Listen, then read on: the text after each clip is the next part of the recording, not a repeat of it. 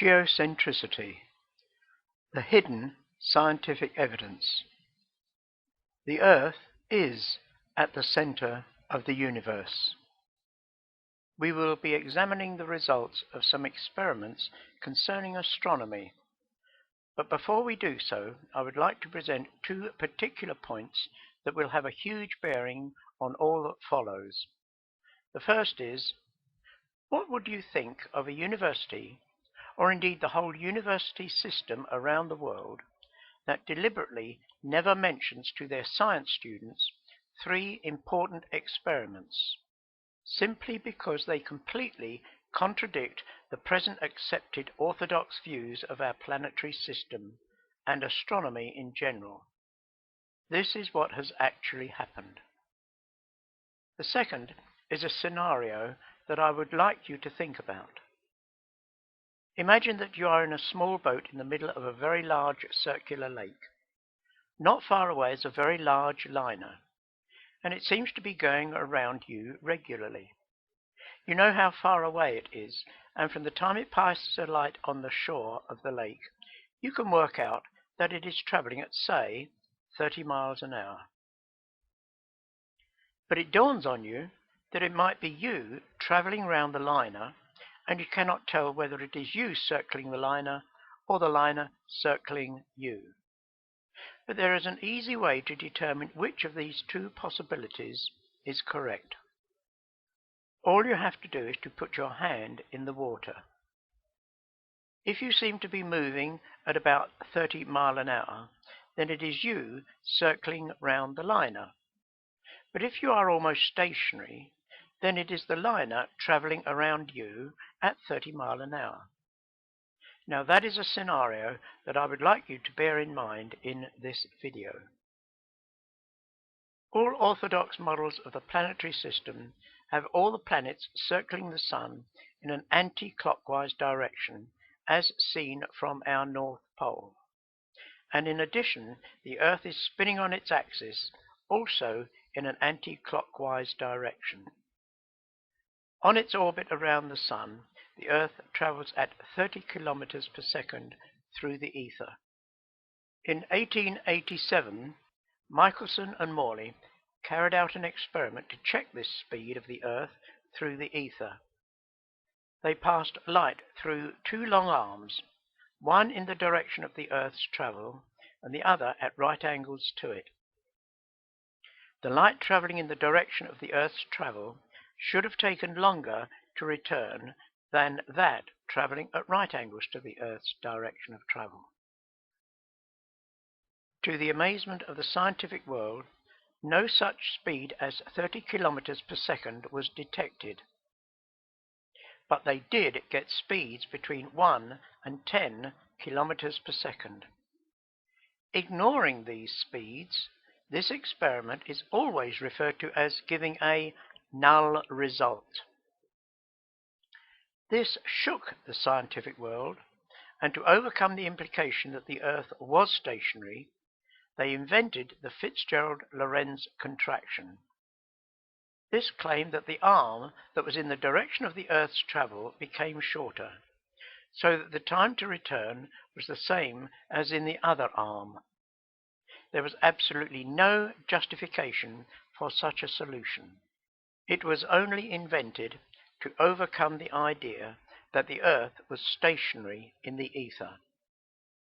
As Arthur Miller stated, this invention of the Fitzgerald-Lorentz contraction was a physics of desperation.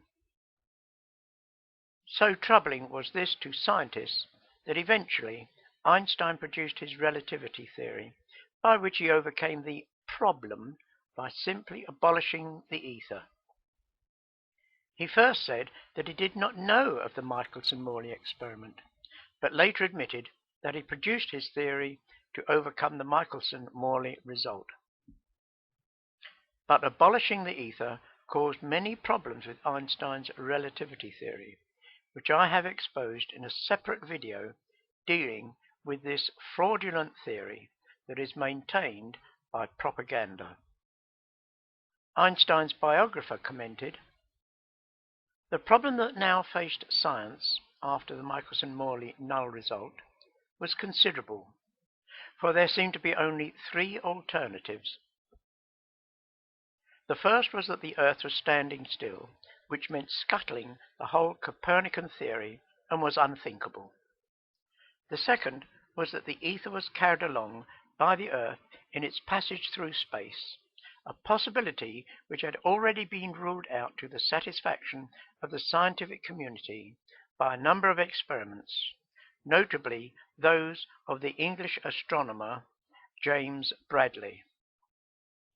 The third solution was that the ether simply did not exist, which to many 19th century scientists was equivalent to scrapping current views of light, electricity, and magnetism and starting again.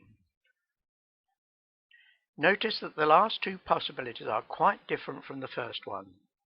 The first possibility is rejected not because there was any scientific result that contradicted it. Indeed, it is the only one that fits all the results of the experiments carried out.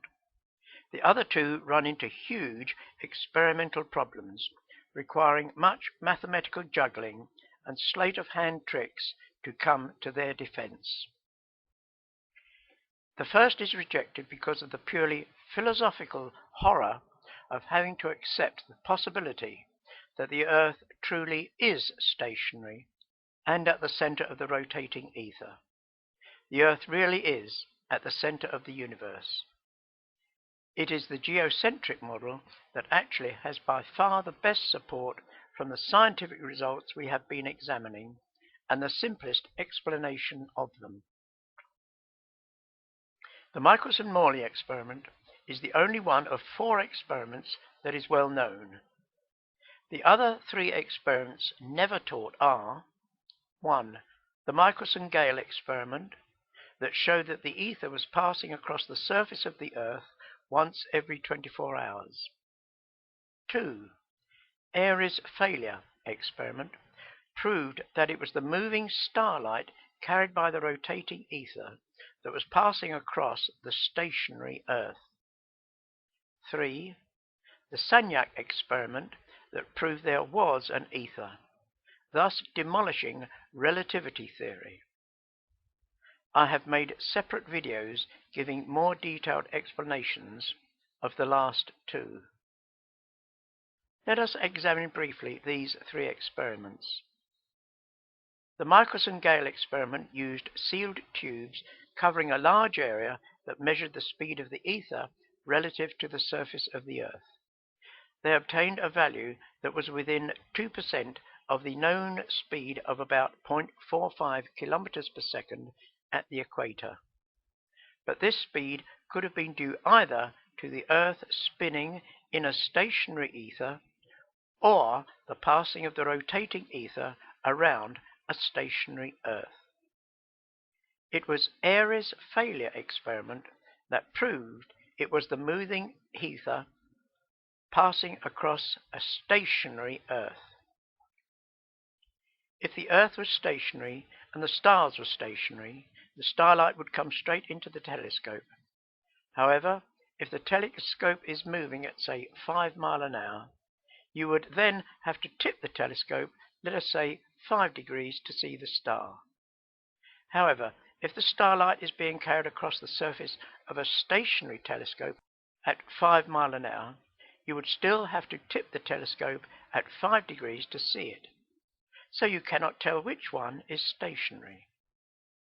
To see whether it is the telescope or the stars that are moving, all you have to do is to fill the telescope with water, which greatly slows down the light when it is in the telescope.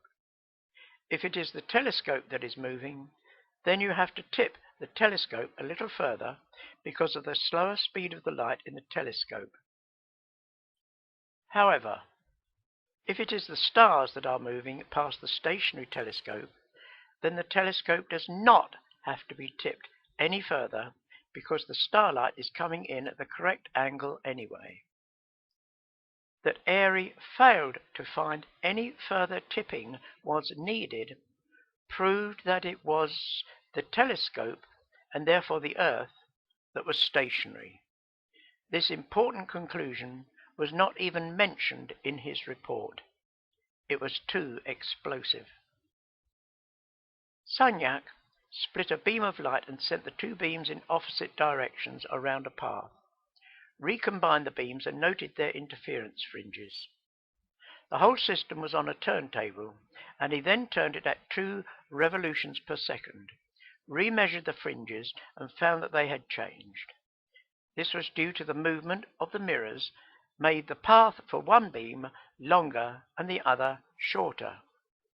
This proved that the ether existed, because once the light left the source, its speed was controlled by the comparatively stationary ether in the laboratory.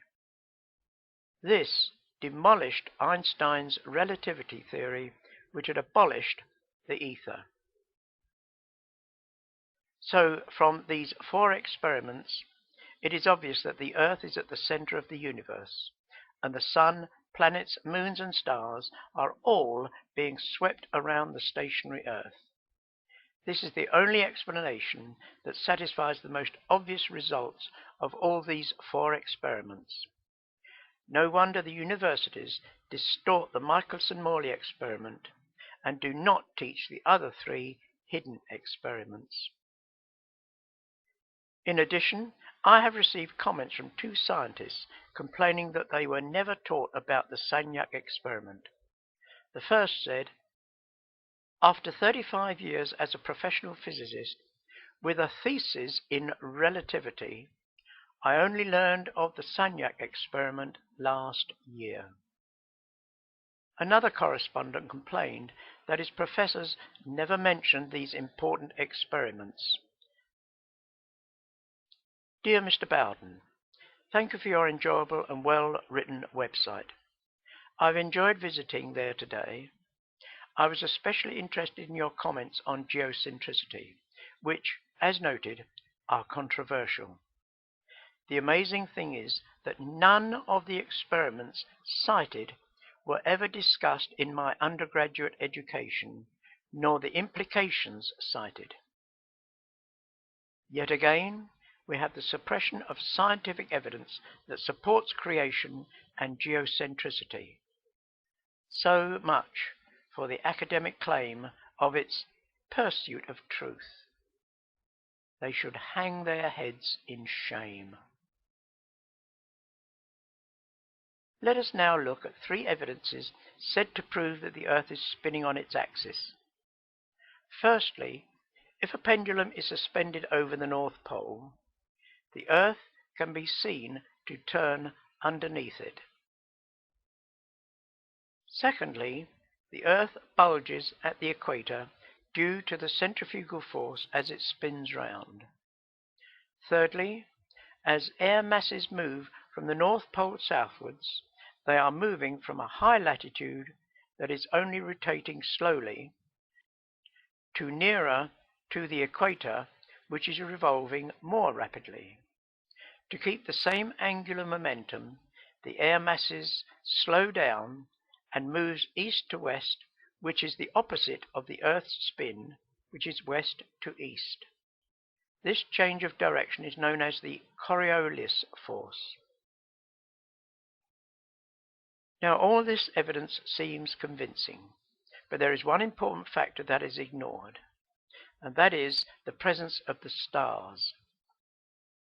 They are millions of miles away, but their huge size and colossal numbers mean that they have considerable effect upon the Earth, and this effect is known as Mach's principle. How they affect the Earth was investigated by 2 mathematicians, Barbour and Bertotti. They considered a hollow sphere, that's the mass of the stars, rotating around a solid body at the center, the Earth.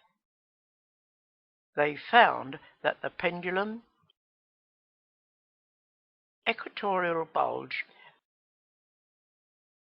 and the Coriolis forces were all reproduced on the internal sphere.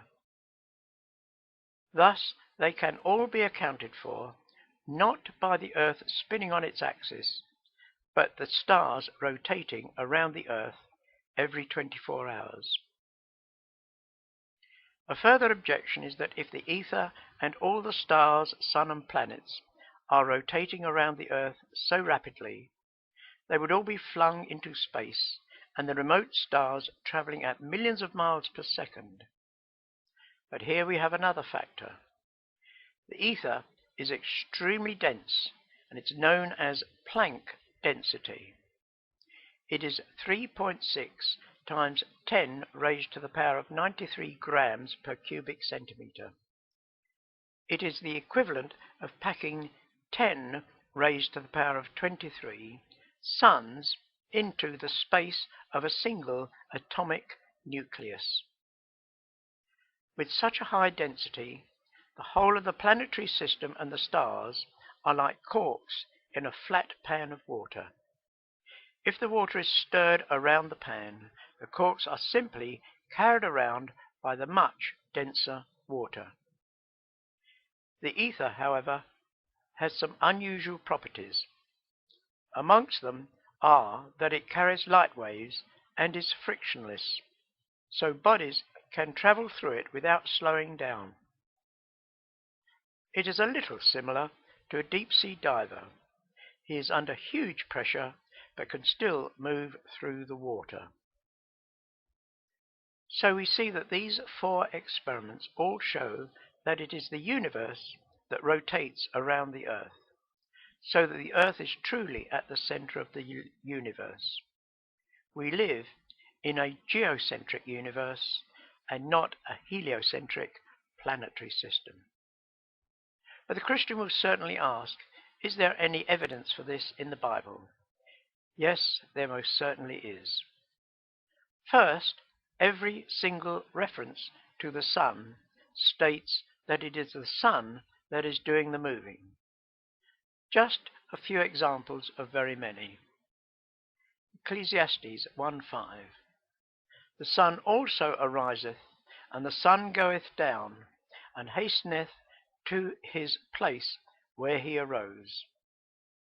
Psalm 93 verse 1. The world is firmly established. It cannot be moved. Now these passages are often explained away by liberal Christians by saying that the Bible is only referring to the sun appearing to go round the earth. But is God's inspired word to be treated so casually? Evangelicals consider the Bible absolutely accurate in all other subjects, so why is its clear description not accepted on this subject also? Surely, in his written directives to mankind, God would say what he means and mean what he says at all times. To claim that they are only appearances is to deliberately bypass this clear account of creation. Secondly, Genesis chapter 1 verse 1 states, "In the beginning God created the heavens and the earth." Thus the earth was created on the very first day of creation. Yet verse 14 says that the stars, sun and moon were not created until the 4th day. This raises the important question: what was the earth circling for 3 days before the sun was created on the 4th day? Did God have to give the earth a shove to get it moving round the sun? Surely not. He would have no problem in embedding the sun in the already rotating dense ether. So to summarize, the Michelson-Morley experiment showed that the earth was not going round the sun. The Sagnac experiment showed that the ether did exist, thus demolishing relativity.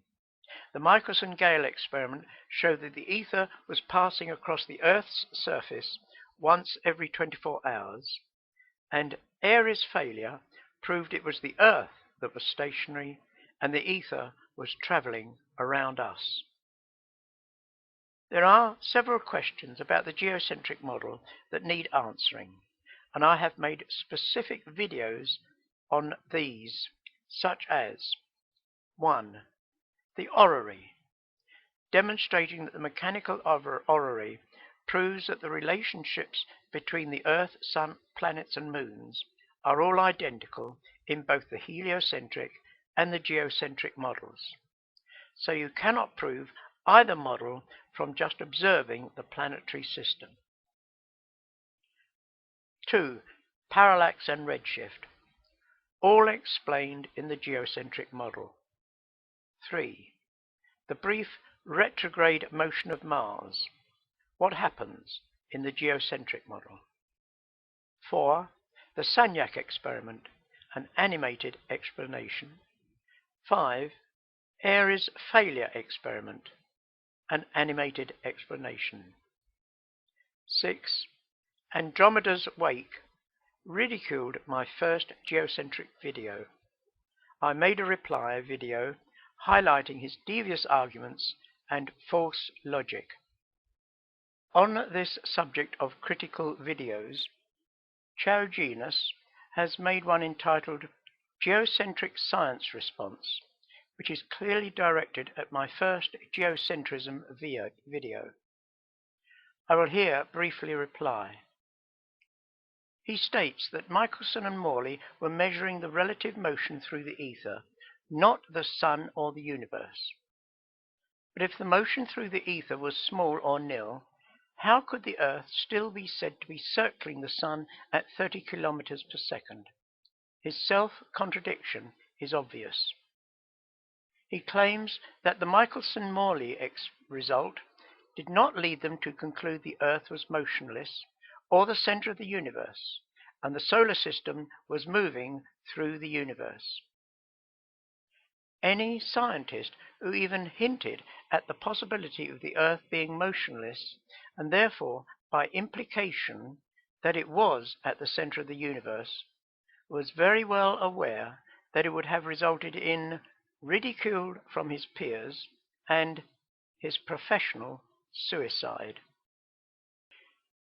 He says that Airy's failure was reported in the Michelson-Morley article. The report said an alternative explanation failed to account for the fact proved by experiment that the aberration was unchanged when observations were made with a telescope filled with water. Firstly, they admit that the results are puzzling and contradict the results of the aberration experiments. This puzzlement continues throughout this paper. Secondly, they refer to Airy's experiment, but do not mention his name. Neither do they give a reference to his paper. I wonder why. The Michelson-Gale experiment, he says, to everybody's surprise, and again, it is one of those experiments that is not often referred to, hardly ever. They found that the ether was moving across the face of the Earth within 2% of the expected value. Yet he then says it is well documented, discussed, and repeatedly tested. How can a paper be hardly referred to, yet discussed and repeatedly tested? I am always intrigued how critics invariably shoot themselves in the foot. I will not bother the viewer with all his self-contradictions, deliberate obfuscations, and distractions like these that continue for the rest of the video. All this shows that this planet is at the very center of God's interest. He created a perfect Earth and placed man on it. But man rebelled against this loving God. God still loves us, but as he is infinite, the punishment for our rebellion was also infinite. Man had nothing to give, so God punished his Son for our rebellion. Those that accept this fact by faith are loved by God and can be certain that they will live with this wonderful triune God for all eternity. It is on this earth, and this earth alone, that God has centered the playing out of the one and only performance of this great drama of the universe.